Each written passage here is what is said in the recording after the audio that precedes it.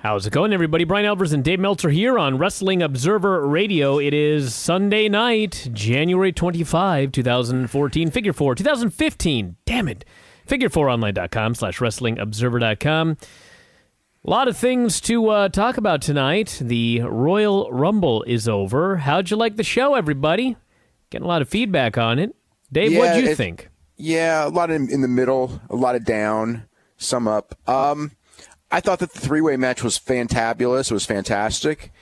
And up until then, I mean, as far as the undercard, it was just kind of an undercard. The Usos match was good, but it was just filler. And then the Rumble was what the Rumble was. I don't know what to say about it. It wasn't particularly good, but I also thought that it was very poorly thought out. The one thing I think that's the most obvious is that they shouldn't have brought Daniel Bryan back if they weren't going to put him over, because that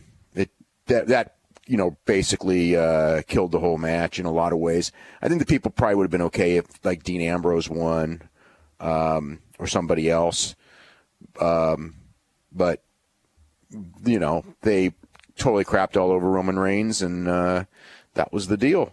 So, I guess we'll see what happens tomorrow, but I don't think that I think that there's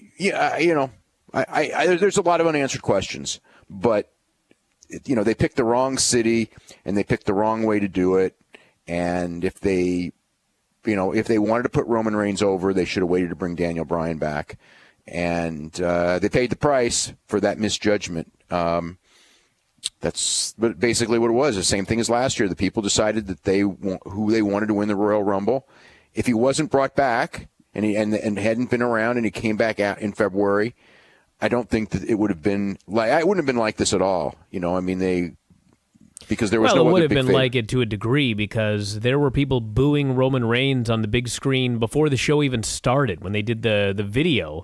Yeah, there because were already people in the booing. This was. Yeah, but the whole thing is that everybody knew only two people could win the Royal Rumble, and one of them was Roman Reigns, and one of them was Daniel Bryan, and they had chosen who they wanted, and that's what happened. They turned Roman Reigns heel because he was the guy who, if Daniel Bryan didn't win, Roman Reigns was going to win, and everybody knew it. And I think that there was. But I do think that even if Daniel Bryan hadn't been in the Rumble, I still feel that they were going to turn on him based on the fact that they booed him before the show even started. Yeah, because they knew it was either him or Daniel Bryan. They didn't boo him in any city. He hadn't been booed in any city once. It had if he was being booed in cities, it'd be one thing, but that hadn't happened. It was clearly that it was a Daniel Bryan crowd, and they turned on the match as soon as that happened. I think they probably would have been okay with Ambrose winning, but that wasn't gonna happen. And they probably would have been okay with Bubba Ray Dudley winning, but that was really not going to happen. And as far as other people, they weren't going to be thrilled. They weren't going to be thrilled with Big Show or Kane or any of those guys winning either. But they knew. Everybody knew that only two guys could win, and when it was the other guy, his goose was cooked, so to speak. So that was a terrible misjudgment that they should have known about, because it isn't like we didn't talk about that over and over and over before the show, that there was this risk. It would have been a risk in any city. It was more of a risk in Philadelphia than other cities, but it would have been a risk anywhere. And the whole risk was, until Daniel Bryan came back, there wasn't that risk. As soon as he came back and put himself in the Rumble, it was like, if he doesn't win, they're risking a problem. It wasn't a guarantee, but it was a risk. They took the risk. Didn't pay off. They brought The Rock in to mitigate the risk. Didn't work. And we'll see what kind of long-term effects that have. We'll know quick enough. It happened last year, and they ended up doing okay, and they may end up putting Daniel Bryan in a three-way just like last year, and he may end up getting the championship just because the people forced it just like last year, and everything will be fine. And then they'll probably put Daniel Bryan in a really crappy angle in the summer, and if they didn't learn enough from last year to make this mistake, then I don't see them putting him in the match again. Maybe I'm wrong. Maybe they'll go, hey, goddamn, who would have ever thought? Let's put him back in the match again. Hey, but you should have figured that out last time. Well, here's the situation. Yes, you should have. They didn't. Okay, we get it. The thing is that what will happen, it will be just like last year. What will happen is they're going to go, because last year when the thing happened to Batista, it wasn't that night, we're going to turn him. It was like, well, once we get to TV, and it's not this audience, things will change. And maybe it will and maybe it won't, but that's probably what they're saying. So, but if it doesn't change at TV, then they're going to have their hand forced, and then they're going to have to do something to get out of it. And they'll do something, whatever that is. I don't know. It could be something dumber. It could be something smarter. We'll have to wait and see. I mean, the obvious one is, look, Daniel Bryan doesn't have a set match for this show, so he can be put in a 3-way and everything will be fine, and they can, it's the same thing they did last year. I mean, the problem is I don't know what I don't know that they'll go and put him over, but they could put Reigns over, go Reigns heel, and go with Reigns and Daniel Bryan in the summer. Maybe. There's a lot of ways they can go. All I know is that when I watched the show tonight, I mean, forget Daniel Bryan even whether it was in the Rumble or not. Last year when Roman Reigns was in the Rumble, Roman Reigns ran roughshod. He eliminated X number of people. He set a one-night record. They pushed him as this unstoppable monster. This year he came out and he didn't do a damn thing. And meanwhile, that was not a good idea. Meanwhile, on the undercard, Brock Lesnar was an unstoppable beast who retained the WWE title. And if Daniel Bryan never existed in this world, the way they booked this show tonight, you're telling me that you're going to go to WrestleMania and you're expecting that Roman Reigns is going to be cheered over Brock Lesnar? Not in a million years. Well, especially since they did the Brock Lesnar turn on television. Yeah, that's for sure. If they hadn't done the Brock Lesnar turn on television the week before and he wasn't a fresh face, who knows what would have happened? I mean, there's so many variables you just don't know. But the point is they did all these things, so now they got to undo them. They booked themselves into a corner.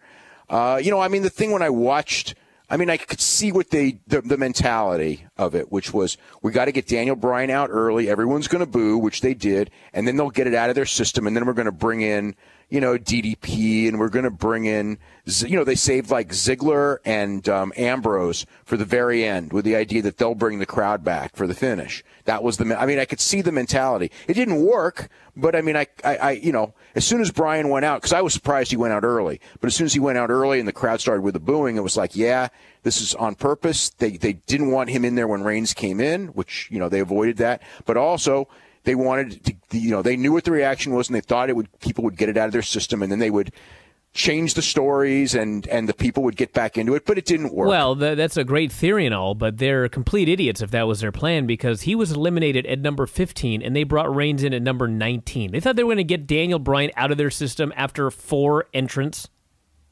Yeah, 7 minutes is a long time. It is. It didn't work, but it is. It's not a long time when you eliminate Daniel Bryan, and you thought that after 3 guys they'd have it out of their system. Especially when the 3 guys are DDP, Rusev, Goldust, and Kofi Kingston. So 4 guys. Yeah, well, DDP was the one. I'm sorry. I'm wrong. Actually, it was Goldust, Kofi, and Adam Rose, and they thought that it would be out of their system after those 3 guys. Yeah, well, they made a lot of, like I said, they made a lot of mistakes in booking, and the biggest one is they saw. That's why they brought The Rock in.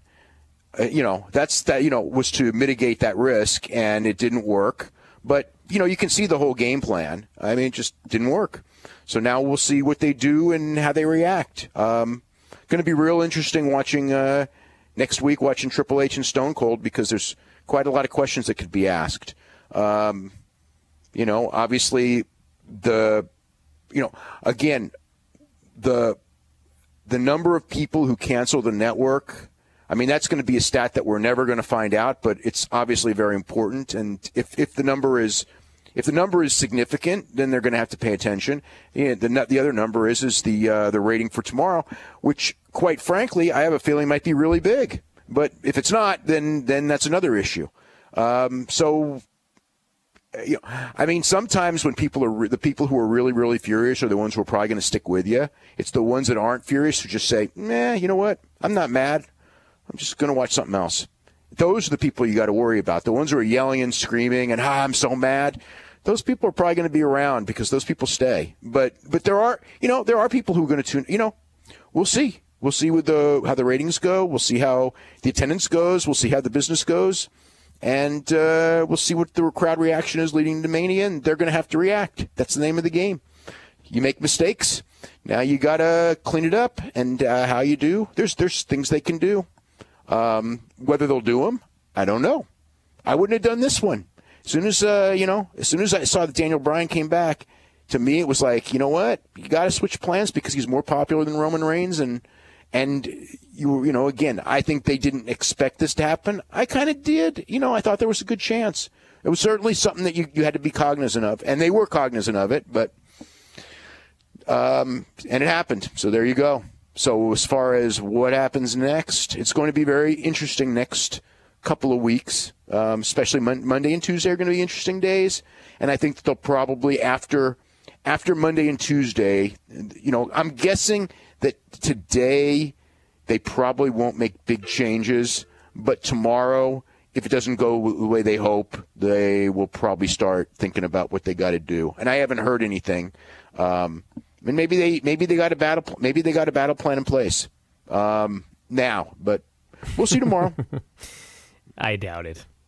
Well, the one thing that I can tell that's really obvious is they had a game plan in place for months. I mean, for the main event at WrestleMania, and all things that happened between Brock considering MMA, between Brock's contract being up, and Roman Reigns with those bad promos and flattening out, which you did flatten out before anyway. Even throwing out Daniel Bryan, he was flattening out.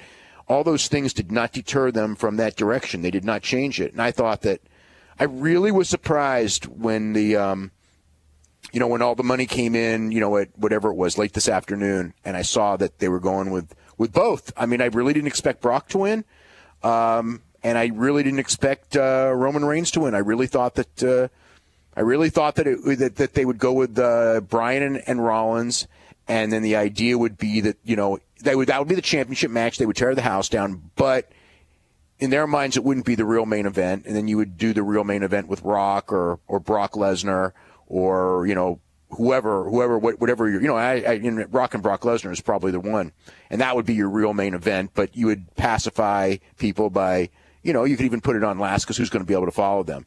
But they did none of the above. They just went with Roman Reigns and Brock because that was the original idea, and Roman Reigns is their guy, and he's not the guy.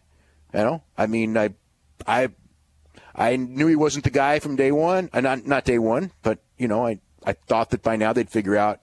I thought they would figure out it was Ambrose by now. Not necessarily that Ambrose is the guy, but with Bryan out of the picture, I thought Ambrose was the guy. With Bryan in the picture, for now, Bryan is the guy. And in time, they'll probably figure it out. Or they won't. I can't. A lot of faith. It's been 2 years they haven't figured this out yet. Well, they did it last year. They did exactly what they threw the guy a bone at WrestleMania. You could see as soon as that show was over, he was feuding with Kane, and it was all set up for Brock beating him for the title. Yep. Yeah, but that was okay. He was going to have a 6-month run. But I don't consider a 6-month run him being the next guy. We're trying to find someone who's going to replace John Cena here. Okay.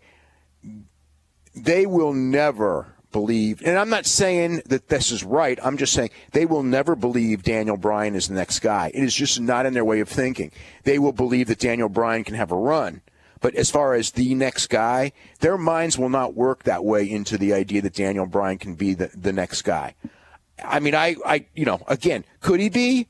I would go with it because that's what the people want, but that's not what they're going to, even if they go with it, it's going to be a half-ass Rey Mysterio next guy thing in the sense of, you saw it, and that's what it was going to be last year. That's all you're going to get as long as it's Daniel Bryan. They're looking for, in their mind, the next guy, and Daniel Bryan won't fit that. Now, Daniel Bryan they may go with as a short-term guy, waiting for, some who God knows who, because I don't even know who they have in developmental who they think is the next guy anymore. I mean, that's one of the issues right now is, this is, Roman Reigns because of the look. They think that's the guy, and maybe in time he will be, but he's not ready now. And I don't know that, and he may never be ready. Who knows? But that's between Vince and Triple H. That's the mentality. That's the mentality. You got to go with what a star looks like, whether that's right or wrong, and it's probably wrong, but that's the mentality. And it ain't going to be Daniel Bryan not as the long-term guy. And they do need a long-term guy because, John has just been carrying that company for too long, and again, he can be around and everything, but they do got to prepare for the future. And you know what? I'm not sure 34-year-old guy on a bad neck is the future anyway. In reality, that may, even with that, but I would have him in the spot until I found a guy. And I know finding a guy ain't easy because the standards for being that guy are just way, way harder than in the past. Because in the past, what are you talking about? 34-year-old guy with a bad neck. Daniel Bryan. Oh, okay. I thought you were talking about Cena. I was confused. Okay. No. John Cena's a 37-year-old guy with a bad neck. Bad neck and among things. Yeah. Well, listen, let's start with the dark match. We'll go through this thing because there's a lot to talk about. So go ahead. Pre-show match. Yeah, it was not an elimination match. They ended up doing a straight one fall match. Where apparently they just figured out that Xavier Woods had a bad foot. We were just talking about that on Monday, for Christ's sake. We knew that on Monday. They just figured it out. Well, you know what? I think when he comes to the ring with a walking boot on, like what we said like a week ago, if you got a walking boot on a Monday, you probably shouldn't be wrestling on the next Sunday. I mean, I know I went from the walking boot to like a regular, like a gimmick shoe. And the idea of me doing something athletic, that wasn't happening 5 days after getting out of that walking boot. You know what I mean? There's but they count on these guys being, superhuman in recovery. But the reality is when you're superhuman in recovery, whether it's by use of pain pills or whatever you do, you're risking chronic injury. But that's another issue. But that's the business. Adam Rose, Tyson Kidd, and Cesaro beat the New Day. The finish saw Tyson Kidd pin Kofi Kingston with a spinning Fisherman Buster after Cesaro nailed him with a uppercut from outside the ring. This was a good match. Good match. The people did not like the New Day. The crowd was clearly for Cesaro and Tyson Kidd. They were not necessarily for Adam Rose, but he wasn't in much anyway. But they loved Cesaro especially. And when the New Day came out, they booed them. I mean, pretty damn hard, actually. Harder than I thought. And I expected some, but they were pretty darn negative. They were a lot more negative to him in the Rumble when Kofi came out. But Kofi came out in a bad place anyway. But and they booed the hell out of them in the Rumble, too. Oh, we'll get to Kofi. Well, this, unfortunately, this New Day act, I mean, as far as, it's a terrible act. And everyone's, I mean, you could see it from like the first week. This is just a bad act. Well, you got to stick with your plans, as we will talk about on this show here tonight. That's the story of the show, really. We had Ascension against the Road Dogg and Billy Gunn as the pay-per-view opener. This was funny because for all of the Philly fans that so want these young guys like Daniel Bryan and Dean Ambrose to get the top spot, Road Dogg and Billy Gunn, huge stars, although they were facing the Ascension. Every old guy got over. I mean, DDP got over. The Boogeyman got over. This was a crowd that was any old guy was going to get over. So that, and the Ascension sucks anyway. So, oh man, the poor Ascension. I mean, I don't want to say they suck because that's probably because Victor's actually a pretty solid wrestler. He's just in a terrible gimmick. And Connor, I don't know what to say about Connor. I mean, he's just. I don't know what they see in him. I mean, he's 6'4". He's big. He's 6'4", and he's yeah, but we were just talking about this. He's Hunter's guy. He's big. No, big's not enough. I mean, big I'm well aware of that. Everybody is, except Triple H and Vince. Well, they're aware that big's not enough, but sometimes they get blinded by like this idea of I don't know what. I don't know because it's like. You can tell watching guys, like some big guys have like potential to be something.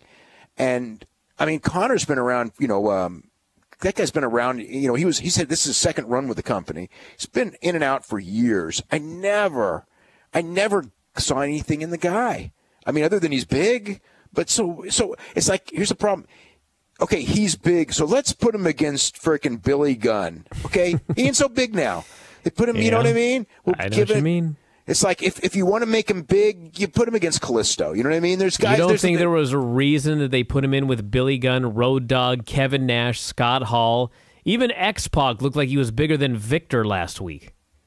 You know, Victor ain't that big. Victor's probably like 210-pound guy, which, again, when you're doing a freaking Road Warriors gimmick? When you're doing a Road Warrior gimmick, like, you don't need, I mean, that's the problem, is the Road Warrior gimmick, you need a big guy. I mean, Victor should, I don't know. I don't know what to say what Victor should do, because when I would watch Victor before he was in the Ascension, when he was, Rick Victor in developmental, I thought, this guy's a good worker. If it was the old days, he would be one of these guys who would go from territory to territory and be a mid-card solid heel who would get guys over. He would never be a main eventer. But today, I thought he was never getting out of developmental until then they put him in that, and as Rick Victor. But he was a good wrestler. And I talked to people there, and they were a lot lower on him than I was. But when I guess Bryan, had his misfortune and they needed a new Ascension member, I guess that this was the guy they picked, so he kind of got in, and they've been tweaking that Ascension gimmick for years and years and years, and I think that perhaps part of it is just that they'd been, they'd gotten it in as this, new Demolition Road Warrior gimmick in developmental, and it did get over in developmental, so they brought it to the main roster. Kind of. It kind of got over. I mean, they were champions forever, but I mean, even there at the end, they'd be having these long matches, and the crowd's absolutely dead. And that's a crowd that cares about everything in the entire company, but they didn't care about the Ascension. Yeah, you know what? I remember when the Ascension worked with Eddie Edwards and Davey Richards, and this was one of the ones where you start questioning Triple H.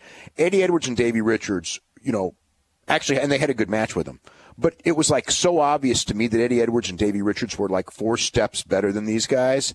And who's being groomed for the main roster and who's being sent home. I was like, again, how do you miss this? It's like some talent you can miss. Everyone misses. Everyone's got their misses, but when I saw that tag match and I saw those 4 guys, it was just like, how do you make this choice? But that's the choice they made. But you know what? Triple H is standing there. That's the thing, and it's like Vince. Vince is 6'2", probably. Triple H is 6'3". He's standing there, and he sees, a guy who's 6. They see guys who's 6'4", and it's they feel one way. They see guys 5'8", and it doesn't matter if he's good looking. Doesn't matter if he connects with the crowd. They just have a mentality if they see a guy who's 5'8", and it's. They may bring him up, they may give him a push, but at the end of the day, they don't see him as a guy who can carry the company. So the Ascension cut him off for a long time, chin lock spot, hardly a showcase for the Ascension. Billy got a hot tag, and then they did a blind tag spot with the Ascension. They hit him with a high-low, they pinned him. Clean win, very basic match, nothing special, nothing that would make you care. It was just a match.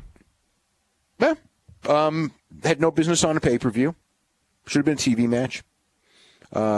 Felt like filler, wasn't good. Hunter and Steph were backstage, and Hunter said everybody was asking him today about Nikolai Volkov, but nobody was asking him about Sting. And Steph said, well, you know what? This is not WCW, which was ironic by the end. Can't pull it out here, this standing in the rafters and pointing at people.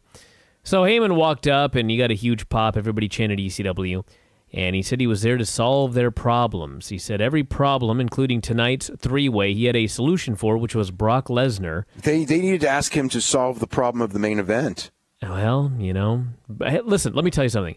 If Brock would have come in and thrown everybody out of that Royal Rumble, all 30 men, that would have solved the problem. I would have been fine with that. But that didn't happen.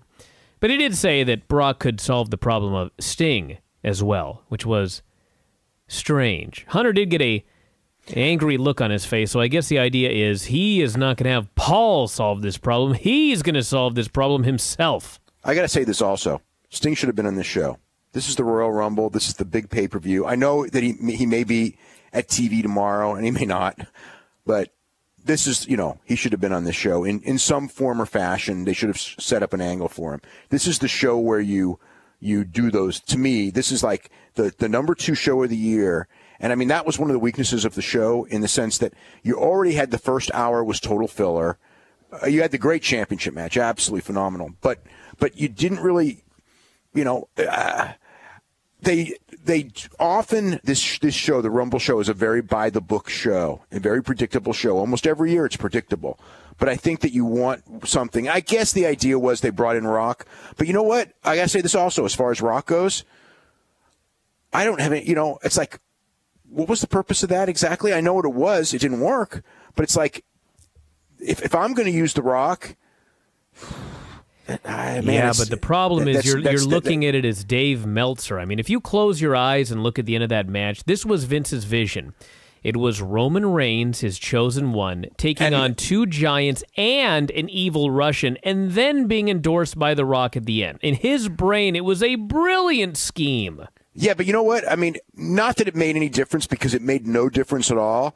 But the idea that Big Show and Kane were the last 2 guys didn't help matters. No, of course not. It's ridiculous. I mean, it doesn't. It didn't matter who was in there, because the reality is that people weren't going to go for Roman Reigns no matter what. But you got Kane and Big Show out there. Oh, God, I don't know. I mean, look, we knew Big Show was going to be the last guy thrown out. Although I guess technically Rusev was, but you kind of knew that. They'd been building it up and everything. But the Roman Reigns Big Show thing, even on TV, had been a pretty flat program anyway. But yeah, I mean, it's they booked that Big Show so damn strong, and he should just be more over if they book as strong as they book him. He's been there since 1999. I know. What are you going to do? We had the Usos against Miz and Mizdow for, I believe, their 15th television match since December 2nd, if I'm counting correctly. Wow. Usual Mizdow comedy.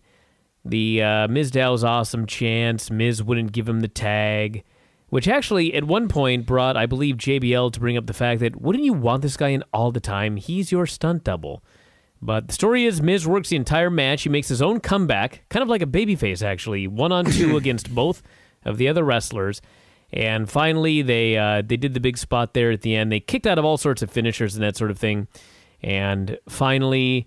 they kicked out of the skull-crushing finale twice, one by Miz, one by Mizdow. They kicked out of a splash off the top. That's right. Yeah. Did one spot where an Uso hit a big dive, and then the other one went for the dive, but apparently Miz was out of position, and so at the last second he tucked his head and flat back splashed on the floor. My God. I thought he could have been hurt, but he could have been. Up. Yeah, he was fine, apparently. He was tweeting about it afterwards that he was fine, but that was scary. Yeah. And then finally, super kick splash combo for the finish on Miz, and they went about 2 minutes too long because there was one spot where the people were really into it, and then they kept going and going, and by the end, crowd didn't really care all that much. I liked this match. Thought it was good. Wasn't bad. Good match. Yeah. Had a goofy commercial with the Stooges backstage. Seth stormed in, very upset they're playing video games in the locker room. And he said he was sick of hearing that he was the future. He said he was the right now.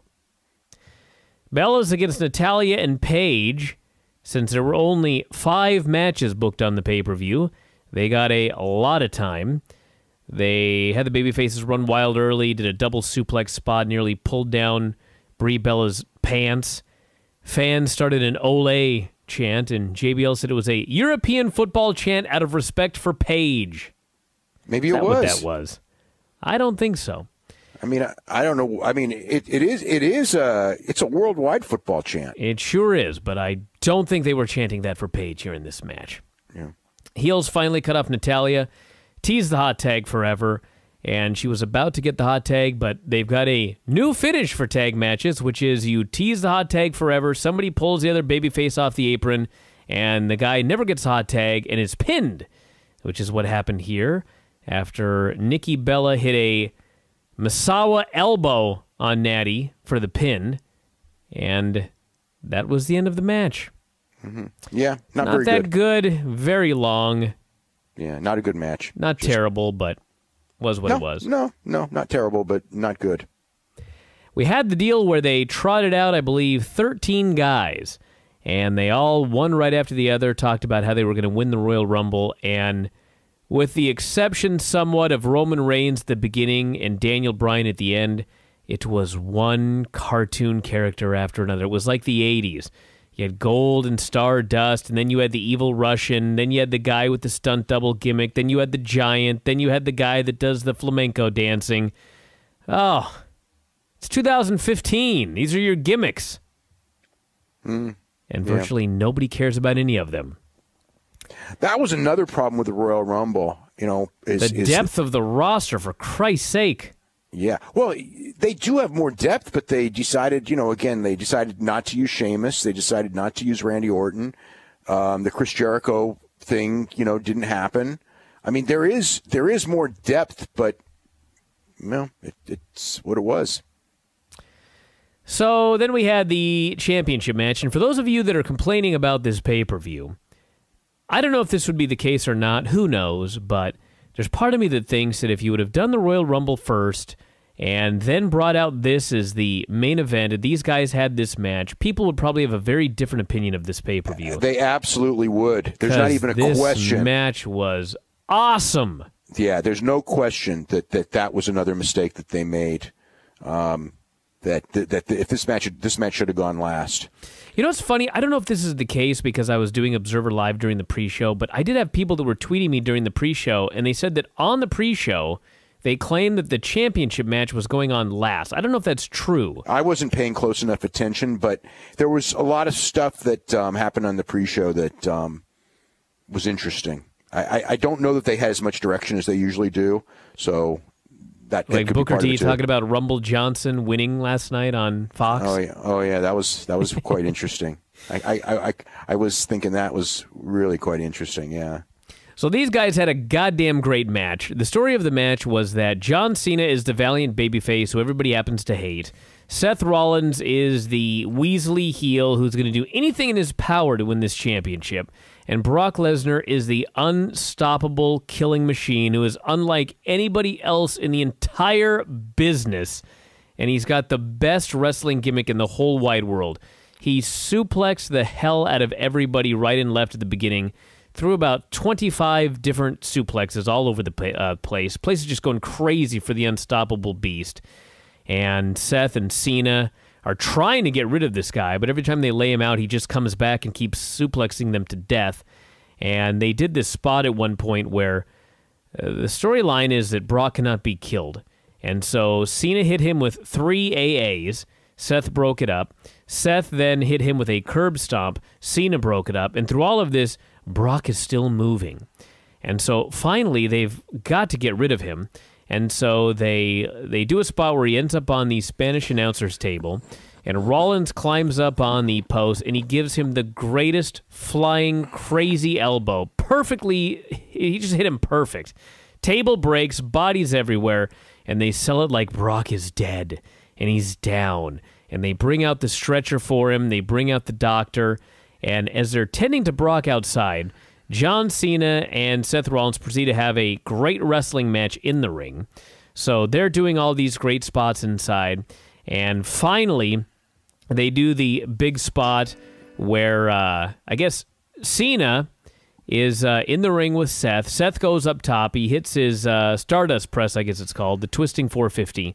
And he's about to get the pin when Brock, who they were selling was dead, hits the ring and Germans him to death.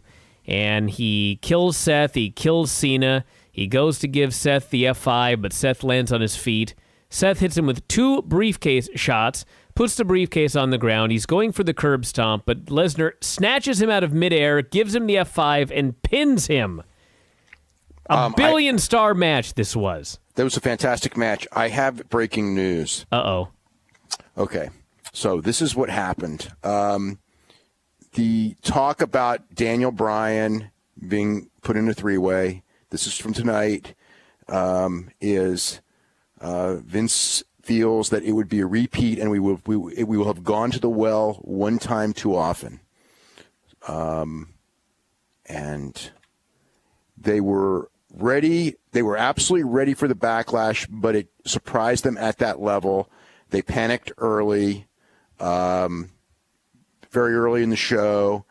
They changed a few things, and Dwayne was not happy, which, yes. You don't say. No, he wasn't happy. Oh, my God. Poor Rock. I mean, we'll get to it, but when Rock went out to raise Roman Reigns' hand, I mean, even The Rock, a great, legitimate, one of the biggest actors in the entire world, was unable to hide his shock at the reaction to Roman Reigns. And then they go backstage after the show, and Rock is so flustered that he does this incredibly, I can't call it lame. I don't even know what it was. It was just like he was totally off his game trying to do this promo with Roman Reigns backstage.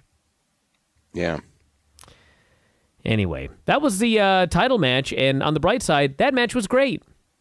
It was phenomenal. It was, I thought it was a match of the year candidate. I mean, I just thought that this match was phenomenal, and it was, there's really a lot of talent there. It's being used poorly. I mean, that was my take of the show. There really is on that roster a hell of a lot of talent, but god damn, I don't know what to say. And yeah, just from that reaction. Well, I'll say something about it. I saw a lot of people raving about Seth Rollins, and do not get me wrong, Seth Rollins was awesome in this match. He was great. He was great. But if you took Brock Lesnar out of this match and it was just Seth Rollins versus John Cena, they would have had a very, very good match. The fans probably would have liked it, but it would have been nothing like what we got. Because Brock is so different. He's so different from every other thing on this entire... Everything in WWE is so the same. Yep. That you put Brock Lesnar in this match and all of a sudden it's amazing. Because it's so different. And when he's gone, I don't know what the hell they're going to do. Everything will be the same. That's not good. No, it's not good. It's not good. Yeah. And now they've got a developmental where they're teaching everybody to be the same. Yeah, I know. But you know what? If they didn't have the developmental, they'd be up total shit creek right now. Well, they would, but because they're paying the price now of those Johnny Ace years where they just didn't really put a lot of emphasis in developmental. And those guys, I mean, like, they're still living off the fumes of that OVW era with Cena and Randy Orton and those guys. And the rest of it is honestly, if you really look at what it was is like the Ring of, all that Ring of Honor stuff that they used to thumb their nose at. I mean, those guys between Seth Rollins and Cesaro and Ambrose, although I know Ambrose was never a Ring of Honor guy, but he was an independent guy. But I mean, those are the guys that are Daniel Bryan, of course. Those are the guys that, for the most part, that are keeping them afloat. The only guys that they developed from scratch were Roman Reigns, really, and Bray Wyatt. As far as guys that are top guys, right? I mean, I may be missing somebody, but those are the two that pop in my head. I mean, there's so few top guys; it's slim pickings. Yeah, Rusev, I guess. Rusev kind of. I mean, even though Rusev was first trained in Southern California, I think, or wherever. I know he came from Southern California at one point, but I don't know where he actually started. But Rusev, they deserve credit for Rusev because I mean he was nothing when they got him. He has improved a lot. So he's another one, but. Yeah, so and we are going to get Cena and Rusev, so that one is staying. That's right. They set that up on the post show. So I got no idea what they're doing with Daniel Bryan now. Dude, I'm telling you, it's going to be Daniel Bryan and Sheamus. Sheamus going to come back as a heel now? I don't know. I just have this feeling that that's the one they wanted last year, and we all screwed it up for him, and we put Daniel Bryan in the main event. So God damn it, they're going to do it this year. That is completely tone deaf. That is so stupid if they do that. It is, but I don't think they'll do that. I think that they'll. But goddamn, okay, so we got. We got Rollins and Orton. Okay, we can't go with. He could go with Bray, but they've already done that on TV. They could, if there's no Undertaker, there is Bray, but I don't think they're doing that. And then there is Kane. They've already done on TV. That to me needs to be over and done.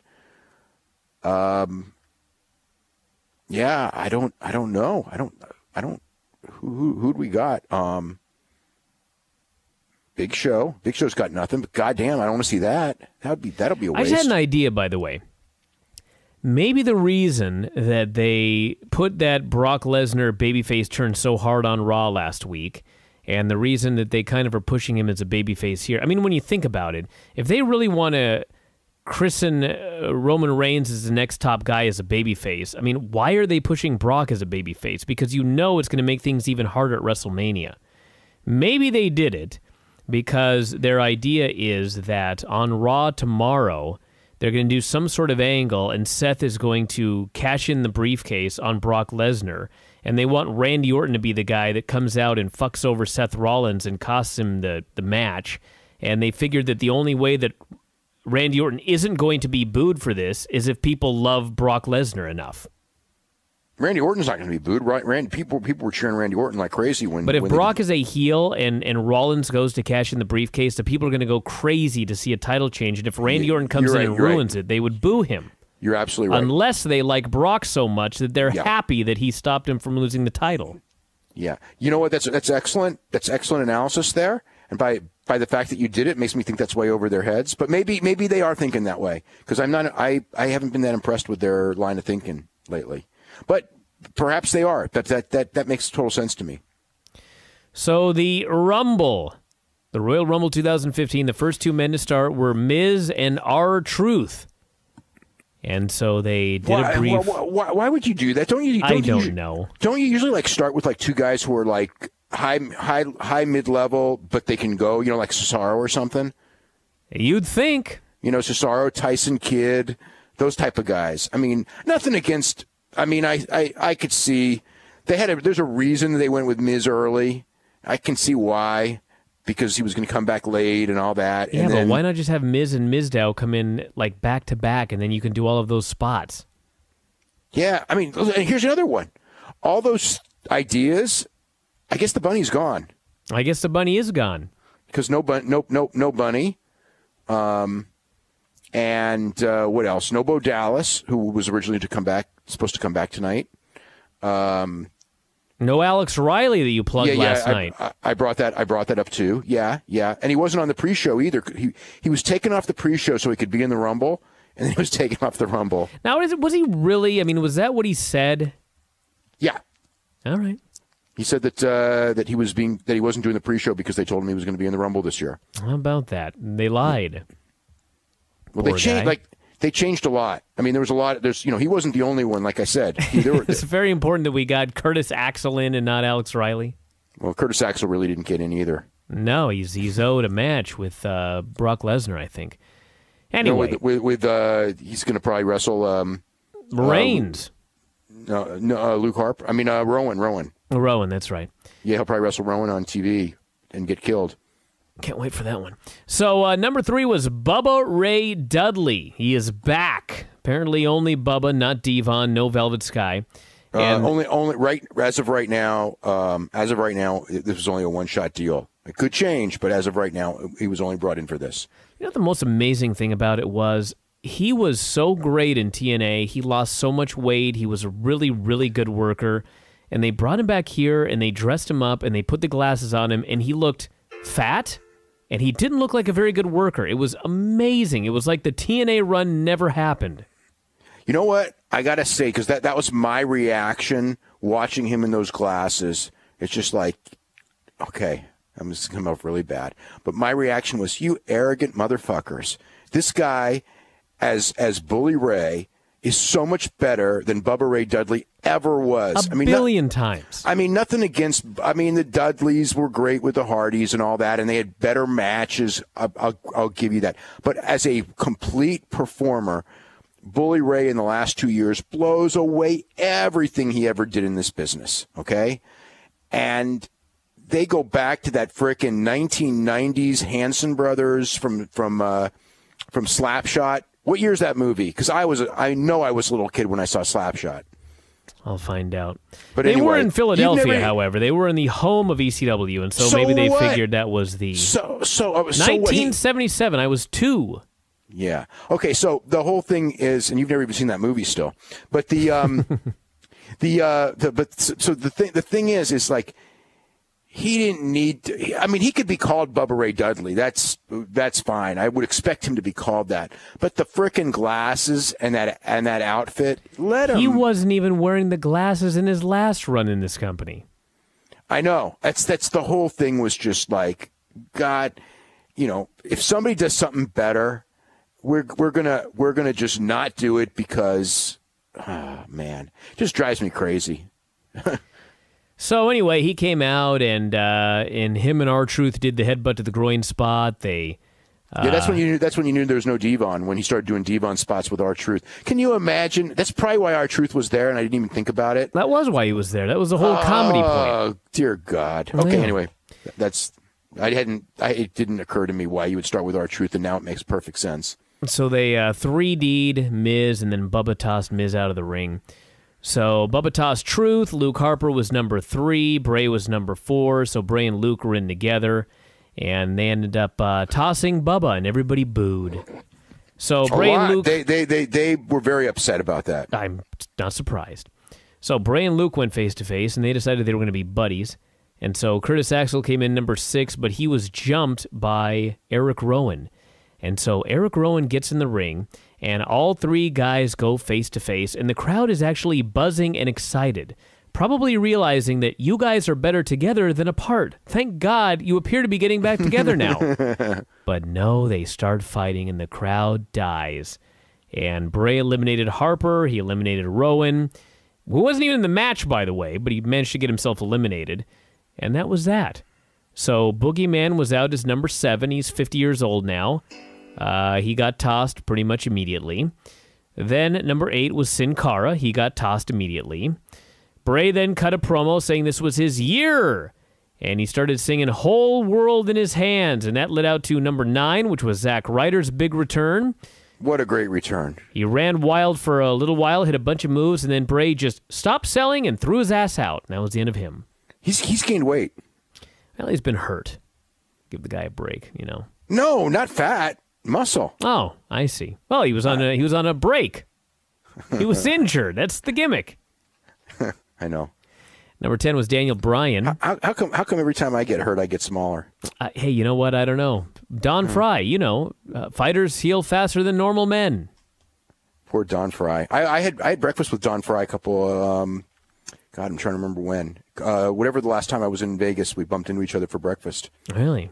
Yeah. He's. I will say this. He is quite the. It was him, his wife, and his 2 daughters, and he is quite the entertaining person to have breakfast with. I'll bet he's entertaining to do anything with. Oh my God, he's one of the most entertaining people to hang out with in this world. Seriously, my God, yeah, I don't care what the time of the day is. Don Fry is entertaining. Yeah. So number 10 was Daniel Bryan, and JBL, as soon as he came out, said, you know what, 2015 is the year of the GOAT. And Jerry Lawler immediately did not believe a word that JBL said. And as it turns out, JBL was telling the truth. It is the year of the GOAT. Of course he was. Unless you're Daniel Bryan, then it is not the year of the GOAT. Number 11 was Fandango. Bray Wyatt, by the way, earlier had talked about how this was the year of Bray Wyatt. He'd eliminated a bunch of guys, and the big payoff was a bunch of dudes just came in. So Bryan gave Fandango an airplane spin. Tyson Kidd was in next, representing Cats. Him and Bryan proceeded to do an awesome little segment together. You know something that I noticed, and Bubba did this with Luke Harper, and Daniel Bryan was doing it with Tyson Kidd, is you can tell everyone's trying to imitate New Japan now. Not surprised. Because Luke Harper and Bubba were doing the Ishii spots. Oh, how about that? Yeah. What's funny is I didn't even notice it, and the people who was watching with goes, they were the ones who were like, they're doing the Ishii spots. And it's like, yeah, they are, aren't they? The ones where sell and then you come off the ropes and do the harder close and all that. Yes. Yeah. I think Bubba was doing that a little bit in TNA, if I recall correctly, but he might have been watching Ishii for a while. Yeah. Anyway, 13 is Stardust. Well, Daniel Bryan and Tyson Kidd actually have both been watching New Japan. Yeah. Fandango skin the cat, stealing Tyson's gimmick, by the way, since only Tyson should do a skin the cat, since that's his cat deal. So Cody did one as well. Bryan backdropped Tyson over the top to eliminate him. And then Bray was sent through the middle rope, so he wasn't eliminated. And Bryan hit a tope through the middle rope, so he was not eliminated. And then JBL talked about when Mil Máscaras did the plancha to eliminate himself in San Antonio. Called him an idiot. He wasn't an idiot. You know what that was? Do you know the story behind that? He didn't know he would be eliminated? No. That was the only way he would go out. I see. He wasn't letting any. Doesn't surprise me, actually. He wasn't going to let anyone toss him, so he came up with this spot where he would do a plancha and eliminate himself that way. It's amazing, man. Mil Máscaras, he's the greatest. And you know what's even better is the people who all the Mil Máscaras stories. I mean, if you know, and again, I watched Mil Máscaras from when I was like 9 years old, probably 10 years old. But, and I mean, he was like every little kid in that era loved Mil Máscaras. But Mil Máscaras is a character among characters. But it's funny is like whenever somebody in a book, whether it was Jericho and Mick Foley, just wrote about what everyone says about Mil Máscaras, right? And I just see people going, those guys, it's like they blame like Mick Foley for what he said about Máscaras. And it's like, everybody says that about Máscaras. You know what I mean? Oh, yeah. It's like, or Chris Jericho of all people who, I mean, it's like, I mean, that's just Mil Máscaras. So, number 14, DDP. He hit Cody with a diamond cutter. He hit Fandango with a diamond cutter. Hit Bray with one. I thought for sure this was going to lead to number 15 being Randy Orton, who would then give DDP a diamond cutter of his own, an RKO. But no, number 15 was Rusev. And he tossed DDP outside, tossed Fandango outside, and then they did a series, and Bray Wyatt tossed Daniel Bryan. And that was it. That's actually, you know what, Dave? Now that I think about it, maybe that's your Mania match. Yeah, it might be. If there's no Undertaker, I figure it is. Because I could not for the life of me figure out why Bray Wyatt was pinning Daniel Bryan on Raw. I thought for sure that meant that Bryan was going to eliminate him here, but then Bray Wyatt threw out Daniel Bryan here. Well, I mean, they made Bray Wyatt into a monster on the show because they're, again, the idea is to set him up for Undertaker. They still don't know if Undertaker's coming. That's probably a bad sign. I think that they know. I just don't know. I mean, I'll actually, at this point now, it may not be so hard to find out. So maybe I'll know tomorrow. But yeah, I think that my sense is from talking to people who know him. My sense is that that he's probably going to be there. I think there's the feeling that it is WrestleMania. And it's, it's not that strong of a card really for a WrestleMania. So, he's making a lot of money. It's only one match a year type of thing. Well, we'll see. Number 16, Goldust. It was funny because when Daniel Bryan was eliminated, at first it was like, I was surprised. I actually wrote these words, less of a hostile reaction than you would think. Oh, not at all. It was a hostile reaction. It was a hostile reaction about a minute later. When it first happened, I don't know if people... Because Daniel Bryan had been thrown out through the middle rope at one point. He did the tope through the middle rope. And I don't know if they immediately recognized that he was out. But by the time that Goldust got in the ring, then they'd figured it out, and then they were pissed. And they were chanting his name. By the end of the night, they were chanting for refunds. They were chanting every terrible thing that you could chant. You chant CM Punk. They chanted CM Punk. They were very, very upset. But at first, I think they were just confused. It was like when Undertaker got pinned. There was that moment where nobody knew what the hell happened, and then they got shocked. Number 17, Kofi Kingston. They were really chanting Daniel Bryan at this point.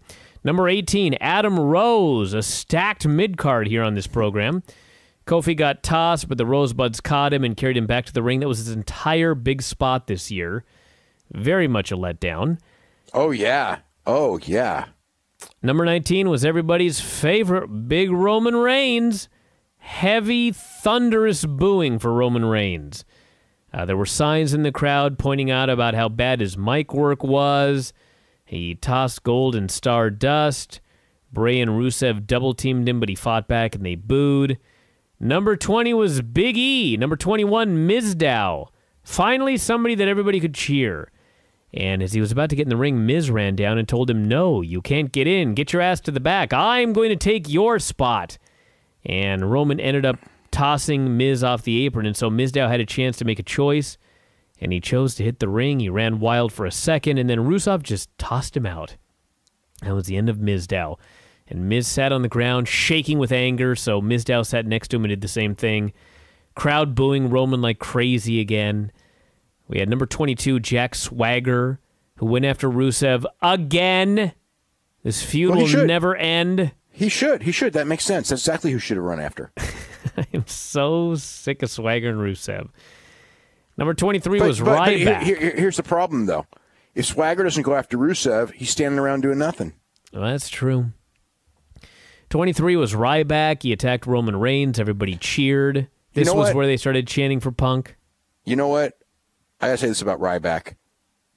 After all of that stuff that they did to bring back Ryback and Ziggler, what a nothing payoff. Oh yeah, nothing. I mean, like Ziggler didn't really do much. Ryback was like a non-entity, really. Yeah, they did nothing with either of them. In fact, they did more with the guy who didn't make it into the Rumble. Yeah, but he only lasted about 40 seconds or a minute, so he didn't fare all that well either. Number 24 was Kane. Well, he had to come in at some point. Lots of choking and squeezing at this point. Better he came in late than early. Number 25, Dean Ambrose. Fans were super into him. Ran wild on everybody. Let's go Ambrose chants. Number 26, Titus O'Neil. So you know what happened here, right? With Titus? Titus's role was to be eliminated in 1 second. And he fucked it up. And I thought it was Roman and whatever. He didn't get out in time. Everybody was mistimed. Yeah, it was supposed to be. He was supposed to walk in, Roman and Ambrose, right? Mm-hmm. They were supposed to give him a double clothesline, and they frickin' mistimed it, and he ended up in there for 4 seconds. So the whole idea was to be 2 seconds or one, and they missed it. You know what, though? I wouldn't have done this with Dolph Ziggler, but for the love of God, if you're trying to get somebody to get in and out in 1 second, why would you choose Titus O'Neil instead of somebody who's extremely athletic and could get his ass out of the ring and is small and fast and as quick as possible could get out of there? Because he's the one they wanted to make a joke about. Well, they made a joke out of him, all right, when he fucked up the easiest spot in the world. Get out spot? Quick. Yeah. Actually, no, it's not an easy spot. That was my point of using Titus O'Neil for it, but the gimmick is that he was supposed to be very bad and it was a shoot. Yeah. Well, the other guys messed up the clothesline too. I mean, it wasn't all his fault. That was a group effort. And then it was funny because the announcers were silent for like 10 seconds, so Vince is probably just flipping his lid that this thing got fucked up. God knows we fucked up the Royal Rumble because Titus didn't get out fast enough. Yeah.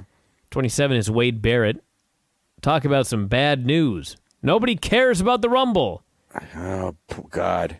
Poor guy. I every time I see him, I always think this guy, he's got it all. He's got size. He can work. He sure as hell can talk. And what a non-entity. I tell you what, like I was thinking about, I'm looking at these guys. There is so much talent on that roster. If you really sat down and like they were all fresh and new and they weren't all freaking tainted with 50-50 booking and worse. I mean, even like a guy like Big E. I mean, Big E, he could be different. There was a period where Big E was like, this guy's really good. Big E's, he's really good for a big guy. He can really do a lot of stuff. But it's just like, who's going to care about him now? I mean, Rusev is very limited, but he's very effective. Although Rusev, they've done a good job with. But he's like one of the few that they have. But yeah. Yeah, they've done a good job because they're setting up to be beaten by John Cena at WrestleMania. I know, and then what happens after that? He's just a big Russian with a hot blonde. Yeah. 28 was Cesaro.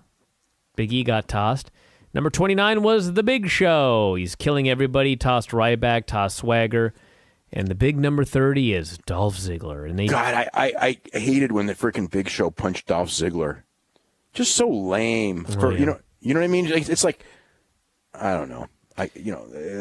He did that with Bray Wyatt, too. Ziggler's running wild, and he goes up to the top rope, and first he super kicks Cesaro out. Then he Goes up to the top rope, goes for a dive, and Big Show punches him right in the face. He's dead. And Kane and Big Show just lift his carcass up and dump him out of the ring. That was the end of Dolph Ziggler. Hell of a comeback there at number 30. Toss Bray Wyatt. Fans were upset about that as well. So the final four, as you should probably imagine if you think like Vince McMahon, two giants, the Big Show and Kane against Ambrose and Roman Reigns. And of course you know what that means. They've got to toss Dean Ambrose. Guaranteed. So that was the only way. Tossed him, and the fans are chanting, "This is bullshit." The more Reigns fights back against the Giants, the more they boo. And finally, they... Actually, it was funny because before the end, Kane and Show did this spot where they got into a fight.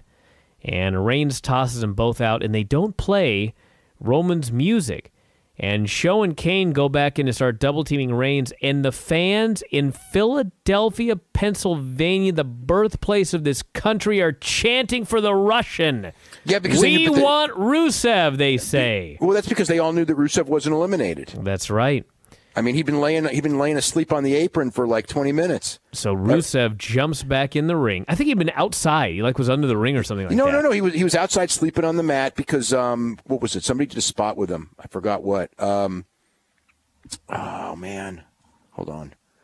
It was about 10 minutes or so earlier. Rusev. Big E belly to belly on Rusev. I don't think that was it. Well, you find it, and I'll keep recapping. Yeah. So they're chanting for Rusev, but instead The Rock shows up to make the save, and the place goes absolutely crazy, at least momentarily, and they cut him off. Roman rushes in with the Superman punch. Fans are booing. Rusev finally hits the ring, and Reigns tossed him over. They play his music, and of course Roman Reigns is going to WrestleMania. That was so... you know what I mean? It's like... I don't even know why they did that because it was such a nothing. You know, the spot with Rusev at the end. Because he's got to beat the undefeated Russian as well. Well, he just threw him out. Sure, but still. He had to beat two giants and the undefeated Mad Russian. And Rock pointed to the Mania logo. He hugged Roman. Fans were booing. Okay, it was Kane chokeslammed Rusev. And then he chokeslammed him. And then he rolled out of the ring and just laid on the mat for about 10 minutes or so. So The Rock, of all people, is getting booed out of the building as he is endorsing Roman Reigns, who, by the way, is bleeding everywhere on top of that. A bleeding babyface that people don't even care about here in 2015. And Rock does his baffled face. Hunter and Steph come out. Hunter is infuriated. That wasn't a mock baffled face. I know it wasn't. I'm sure he was absolutely baffled. I don't know if baffled was the word, but he wasn't thrilled. No. By the way, since we last brought this up, a lot of the blame, in fact, is now being brought on the fact of the city that this show was booked in. Well, why'd you fucking book in Philadelphia then for the Royal Rumble? You know the kind of crowd you're going to get, for crying out loud. It doesn't matter. It doesn't matter. This would have happened anywhere in the Northeast. It wasn't just Philadelphia. You can't blame the you know. I'm not even blaming the people. I'm just saying they know what kind of crowd they're going to get in Philadelphia. I'm not saying the crowd's wrong. I say you know what you're going to get. A very vocal crowd who likes their guys. Yeah, you know what though? This wasn't a city issue. This was a booking issue. You could have done the same thing in a lot of other cities, and as long as Daniel Bryan was in the mix, it still would have happened. Well, yeah, but you even said earlier that they thought that it was going to get a negative reaction, but they were surprised at how vociferous it was. And you're right. You would have gotten this reaction in any city, but I don't know if it would have been quite this vociferous. Yeah, I think so too. I think you're right. By the way, hashtag cancel WWE Network is the #1 trend in this country as of 21 minutes ago. So that would be 12:37 a.m. It was still trending #1 in the United States. That would be 3:37 a.m. Eastern.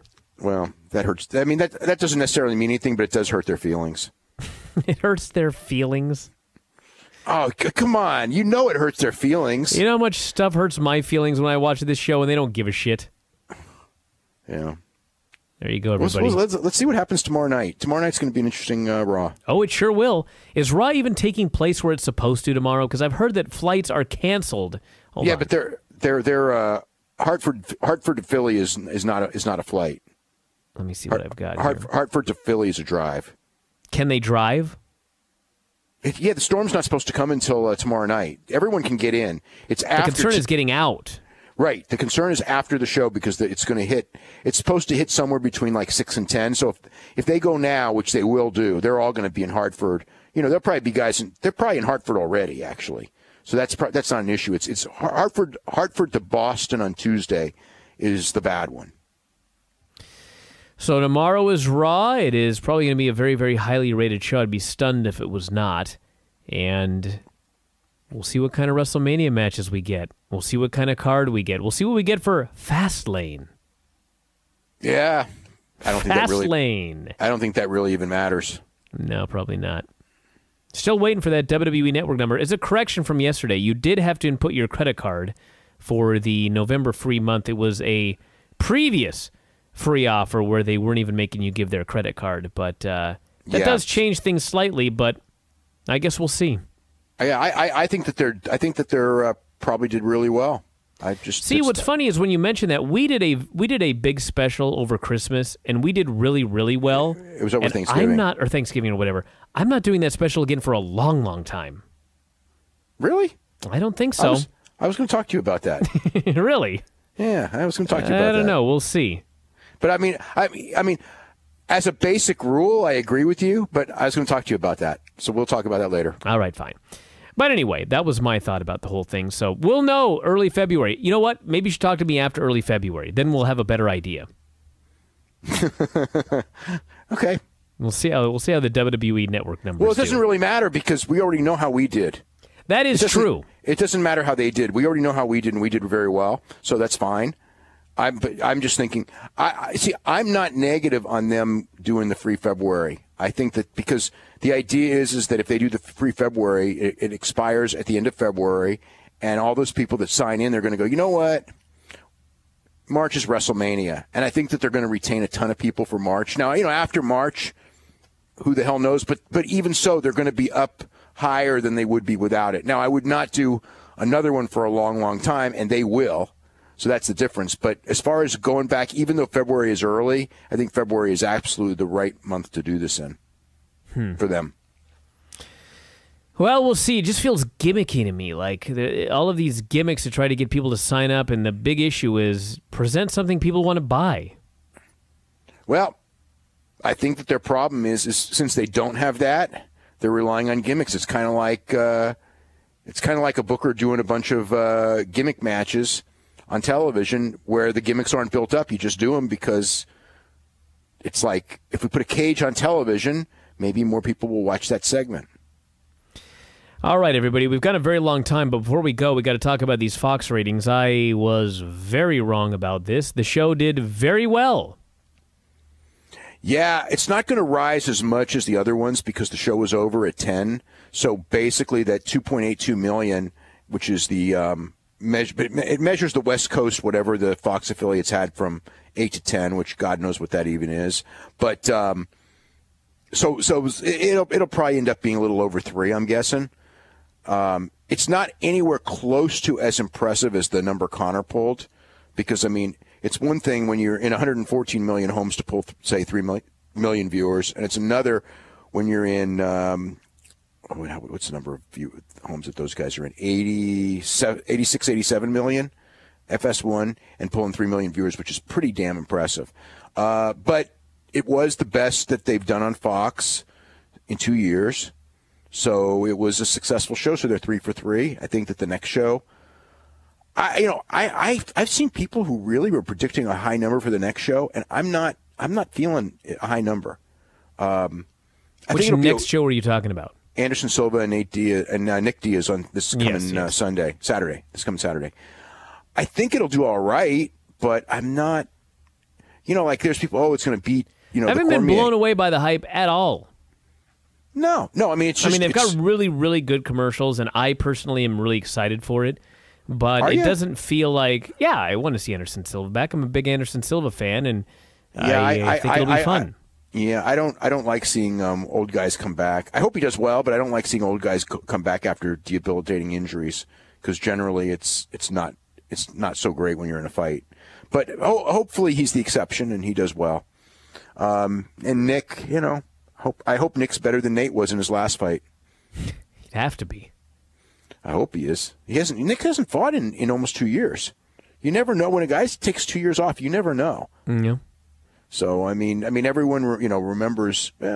It could be a great fight. It could be a sad fight. There's a lot of different ways it can go. And then Kelvin Gastelum, Tyron Woodley, which Tyron Woodley can be in boring fights. Kelvin Gastelum, sure I've never seen Kelvin Gastelum in a boring fight. So maybe he'll do that. And some other good stuff. I mean, it's a nice show. All right, everybody. On that note, we're going to wrap it up, but we'll be back tomorrow with more after Raw. Lots of stuff to talk about tomorrow. We've done 3 shows today, so you should have no shortage of stuff to listen to on Monday. So check it all out, and we'll talk to you again after a while.